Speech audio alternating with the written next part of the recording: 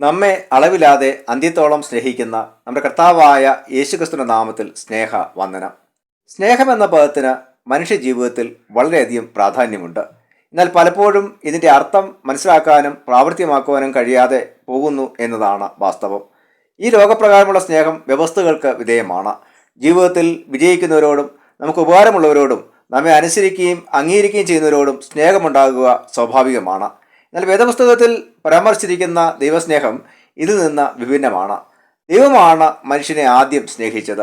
ഇത് എല്ലാവരെയും അംഗീകരിക്കുകയും ഉൾക്കൊള്ളുകയും ചെയ്യുന്ന സ്നേഹമാണ്. മനുഷ്യനെ ദൈവത്തോട് നിരപ്പിക്കുവാൻ ഉടമ്പടികൾ നൽകി തന്നതും ദൈവസ്നേഹത്തിൻ്റെ വ്യക്തമായ പ്രകടനമാണ്. ദൈവസ്നേഹത്തിൽ നിന്നും നമ്മെ വേർപിരിക്കുവാൻ ആർക്കും സാധ്യമല്ല.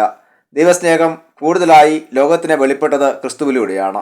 ഇന്നത്തെ ചിന്തയ്ക്കായി നൽകപ്പെട്ടിരിക്കുന്ന ചിന്താവിഷയം സകലർക്കും വെളിപ്പെടുന്ന ദൈവസ്നേഹം എന്നുള്ളതാണ്. നൽകപ്പെട്ട വേദഭാഗങ്ങളിലൂടെ ദൈവസ്നേഹത്തിൻ്റെ പ്രത്യേകതകളെക്കുറിച്ചും അത് ഉൾക്കൊള്ളേണ്ടതിൻ്റെ ആവശ്യതയെക്കുറിച്ചും നമുക്ക് ചിന്തിക്കാം. ഒന്നാമത്തെ ചിന്ത, ദൈവസ്നേഹം മറ്റുള്ളവരുടെ നന്മയ്ക്കായി പ്രവർത്തിക്കുവാൻ നമ്മെ പ്രേരിപ്പിക്കുന്നു. ദൈവസ്നേഹം മറ്റുള്ളവരുടെ നന്മയ്ക്കായി പ്രവർത്തിക്കുവാൻ നമ്മെ പ്രേരിപ്പിക്കുന്നു. ഉൽപ്പത്തി പുസ്തകം 12-ാം അധ്യായം 1 മുതൽ 7 വരെയുള്ള വാക്യങ്ങളിൽ ദൈവം അബ്രഹാമിനെ വിളിച്ച് വേർതിരിക്കുന്നതായി നാം വായിക്കുന്നു. ദൈവം അബ്രഹാമിനെ വിളിക്കുന്നത് അബ്രഹാമിൻ്റെ യോഗ്യതകളോ പദവിയോ നോക്കിയല്ല. ദൈവം അബ്രഹാമിനെ സ്നേഹിക്കുകയും വേർതിരിക്കുകയും ചെയ്തു. ഉൽപ്പത്തി പുസ്തകം 12-ാം അധ്യായം 3-ാം വാക്യം, നിന്നെ അനുഗ്രഹിക്കുന്നവരെ ഞാൻ അനുഗ്രഹിക്കും, നിന്നെ ശപിക്കുന്നവരെ ഞാൻ ശപിക്കും, നിന്നിൽ ഭൂമിയിലെ സകല വംശങ്ങളും അനുഗ്രഹിക്കപ്പെടും എന്ന് അബ്രഹാമിന് വാഗ്ദത്തം നൽകുന്നു. ദൈവമാണ് ആദ്യം അബ്രഹാമിനെ സ്നേഹിച്ചത്. അബ്രഹാം ദൈവത്തെ അന്വേഷിക്കുന്നതായി വേദഭാഗത്തിൽ കാണുന്നില്ല. എന്നാൽ ദൈവം അബ്രഹാമിനെ അന്വേഷിക്കുന്നു. നാം ദൈവത്തെ സ്നേഹിച്ചില്ലെങ്കിലും ദൈവം നമ്മെ സ്നേഹിക്കുകയും നമ്മുടെ നന്മയ്ക്കായി ആഗ്രഹിക്കുകയും ചെയ്യുന്നു. ദൈവസ്നേഹത്തെ ഉൾക്കൊള്ളുവാനും ദൈവമായിട്ടുള്ള ആഴമായ ബന്ധത്തിലേക്ക് പ്രവേശിക്കുവാനും നമുക്ക് സാധിക്കണം. അതോടൊപ്പം ദൈവം അബ്രഹാമിനെ വിളിച്ചത് അബ്രഹാമിനെ മാത്രം നന്മയ്ക്കായിട്ടല്ല, സകല വംശങ്ങളുടെയും നന്മയ്ക്കായിട്ടാണ്. ഇതിനായി അബ്രഹാമിന് ചില ദൗത്യങ്ങൾ ദൈവം ഏൽപ്പിക്കുന്നു. ബഹുജാതികളുടെ പിതാവ് എന്നാണ് അബ്രഹാം വിളിക്കപ്പെടുന്നത്. അബ്രഹാം ദൈവത്തെ സ്നേഹിക്കുകയും ദൈവത്തെ അനുസരിക്കുകയും ചെയ്യുന്നു. ഇപ്രകാരം ദൈവം നമ്മെ സ്നേഹിക്കുന്നതും വിളിക്കുന്നതും നമ്മുടെ മാത്രം നന്മയ്ക്കായിട്ടല്ല, നാം ആയിരിക്കുന്ന സമൂഹത്തിൻ്റെ, കുടുംബത്തിൻ്റെ ഒക്കെ നന്മയ്ക്ക് കൂടെയാണ്. ദൈവവിളി സ്വീകരിച്ചുകൊണ്ട് അബ്രഹാം തൻ്റെ ബന്ധുജനങ്ങളെ വിട്ട് വേർപിരിയുന്നു. എവിടേക്കാണ് പോകേണ്ടതെന്ന് നിശ്ചയമുണ്ടായിരുന്നില്ല. എങ്കിലും ദൈവാശ്രയത്തിലും അനുസരണത്തിലും മുമ്പോട്ട് ദൈവ നിർദ്ദേശപ്രകാരം പ്രയാണം ചെയ്യുന്നു. ദൈവം അബ്രഹാമിനെ തിരഞ്ഞെടുത്തപ്പോൾ തൻ്റെ കൂടെ ഉണ്ടായിരുന്നവരും താനായിരുന്ന സമൂഹവും അനുഗ്രഹിക്കപ്പെടുന്നു. ഇപ്രകാരം നമ്മുടെ മേൽ ചുരിയപ്പെടുന്ന ദൈവസ്നേഹത്തെ ഉൾക്കൊള്ളുവാനും ദൈവിക ദൗത്യം ഏറ്റെടുക്കുവാനും നമ്മോടൊപ്പം മറ്റുള്ളവരും അനുഗ്രഹിക്കപ്പെടുവാനും ഇടയാകണം.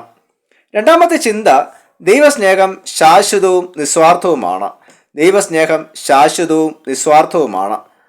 റോമർക്കെഴുതിയ ലേഖനം 8-ാം അധ്യായം 31 മുതൽ 39 വരെയുള്ള വാക്യങ്ങളിൽ ദൈവ സ്നേഹത്തിൻ്റെ പ്രാധാന്യത്തെയും പ്രത്യേകതകളെയും കുറിച്ച് അപ്പോസ്തലനായ പൗലോസ് സംസാരിക്കുന്നു. 8-ാം അധ്യായം 31-ാം വാക്യം, ദൈവം നമുക്ക് അനുകൂലമെങ്കിൽ പ്രതികൂലമാർ.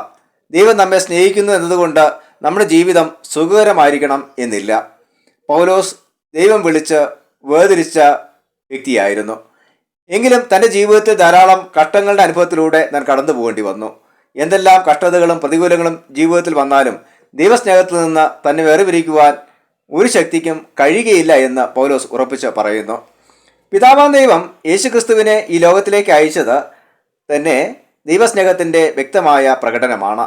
സ്വന്തം പുത്രനെ ആദരിക്കാതെ നമുക്കെല്ലാവർക്കും വേണ്ടി ഏൽപ്പിച്ചു തന്ന ദൈവസ്നേഹം വിലമതിക്കാനാകാത്തതാണ്. ഈ ദൈവസ്നേഹം എല്ലായ്പ്പോഴും വെളിപ്പെട്ടുകൊണ്ട് ഇരിക്കുന്നു. ദൈവവുമായി ആഴമായ ഒരു സ്നേഹബന്ധത്തിലേക്ക് പ്രവേശിക്കുവാൻ നാം കടപ്പെട്ടവരാണ്. പ്രലോഭനത്തിനും പരിശോധനകൾക്കും നമ്മെ ക്രിസ്തുവിൽ നിന്ന് വേർപിരിക്കുവാൻ കഴിയുകയില്ല. പൗലോസിൻ്റെ വാക്കുകളിൽ, മരണത്തിനോ ജീവനോ ദൂതന്മാർക്കോ വാഴ്ചകൾക്കോ ഇപ്പോഴുള്ളതിനോ വരുവാനുള്ളതിനോ ഉയരത്തിനോ ആഴത്തിനോ യാതൊരു സൃഷ്ടിക്കോ കർത്താവായ യേശുക്രിസ്തുവിലുള്ള സ്നേഹത്തിൽ നിന്ന് നമ്മെ വേർപിരിക്കുവാൻ കഴിയുകയില്ല എന്ന് ഞാൻ ഉറച്ചിരിക്കുന്നു. എന്നാൽ പാപത്തെക്കുറിച്ച് ഇവിടെ പറയുന്നില്ല. പാപം ദൈവിക ഉദ്ദേശങ്ങൾക്കെതിരാണ്. പാപം ചെയ്യുമ്പോൾ നാം ദൈവസ്നേഹത്തിൽ നിന്ന് അകന്നു പോകുന്നു. അതുകൊണ്ട് പാപത്തെ ഉപേക്ഷിക്കുകയും ദൈവാനുസരണത്തിലും ആശ്രയത്തിലും ജീവിക്കുകയും വേണം. മൂന്നാമത്തെ ചിന്ത, ദൈവസ്നേഹം പങ്കുവയ്ക്കപ്പെടുന്നത് ബന്ധങ്ങളിലൂടെയാണ്. ദൈവസ്നേഹം പങ്കുവയ്ക്കപ്പെടുന്നത് ബന്ധങ്ങളിലൂടെയാണ്. യോഹന്നാൻ 15 അധ്യായം 9 മുതൽ 17 വരെയുള്ള വാക്യങ്ങളിൽ സ്വർഗീയ സ്നേഹത്തിന്റെ ആഴമായ രഹസ്യങ്ങളെ യേശു വെളിപ്പെടുത്തുന്നു. 15 അധ്യായം 19 വാക്യം, പിതാവ് എന്നെ സ്നേഹിക്കുന്നത് പോലെ ഞാനും നിങ്ങളെ സ്നേഹിക്കുന്നു. ദൈവിക തത്വത്തിൽ ദർശിക്കപ്പെടുന്ന അഗാധമായ സ്നേഹത്തെക്കുറിച്ചാണ് യേശു ഇവിടെ സംസാരിക്കുന്നത്. ദൈവസ്നേഹം ശാശ്വതമാണ്. അത് എന്നും നിലനിൽക്കുന്ന ഒന്നാണ്. ആ സ്നേഹത്തിലേക്ക് നയിക്കപ്പെടുവാനും അതിൻ്റെ ഭാഗമാകുവാനും യേശു നമ്മെ ക്ഷണിക്കുന്നു. അതോടൊപ്പം ദൈവസ്നേഹം ത്യാഗനിർഭരമാണ്. 13 വാക്യം, സ്നേഹിതന്മാർക്ക് വേണ്ടി ജീവനെ കൊടുക്കുന്നതിലും അധികമുള്ള സ്നേഹം ആർക്കുമില്ല. യേശുക്രിസ്തുവിൻ്റെ കാൽവരി ക്രൂശ് മരണത്തിലൂടെ ദൈവത്തിൻ്റെ ത്യാഗനിർഭരമായ സ്നേഹം നമുക്ക് വെളിപ്പെടുത്തിയിരിക്കുന്നു.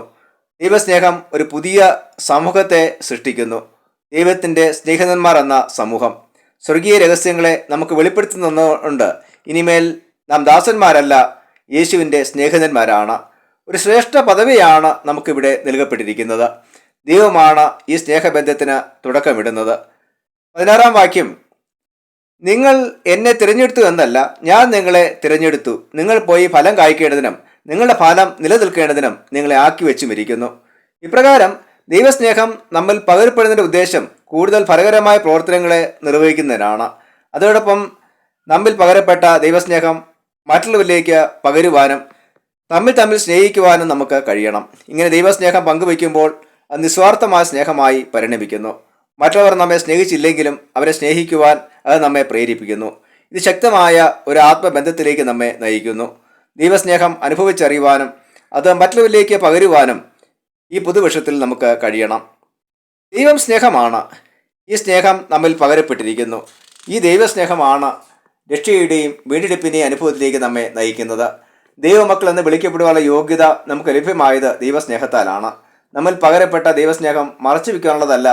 അത് നമ്മുടെ ജീവിതത്തിലൂടെയും പ്രവൃത്തികളിലൂടെയും വെളിപ്പെടേണ്ടതാണ്.